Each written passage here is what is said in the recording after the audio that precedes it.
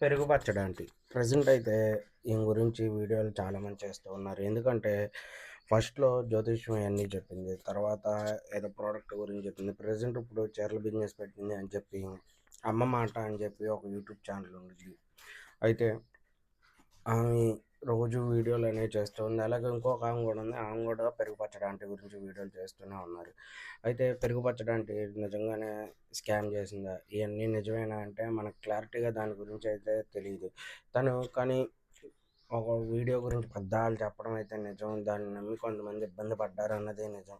అయితే పెరుగు పచ్చడి ఆంటీ 42 కేజీలు తగ్గాను అని చెప్పి ఒక వీడియో కూడా చేసింది. దాని గురించి కూడా నెక్స్ట్ వీడియో అనేది చేస్తాను. అయితే తను కూడా వెన్నెల అని చెప్పి చాలామంది సెలబ్రిటీలకి వాళ్ళకి తను చేస్తూ ఉండిద్ది. తనకు కూడా యూట్యూబ్ ఛానల్ అనేది ఉంది. అయితే ఇప్పుడు చూసుకున్నట్టయితే పెరుగు పచ్చడి ఆంటీ చాలా కింద నుంచి మామూలుగా పైకొచ్చింది అని చెప్పుకోవడంలో ఎలాంటి తప్పు లేదు. అలాంటప్పుడు కొంచెం జాగ్రత్తగా యూట్యూబ్‌లో చేసుకుంటూ ఉంటే చాలా బాగుండేది. కానీ తను నిజంగానే ఇయన్నీ చేసిందంటే మనందరికీ ఉన్నాయి. కొంతమంది అంటున్నారు చేసింది అందుకే వీడియోలు కూడా డిలీట్ చేసింది.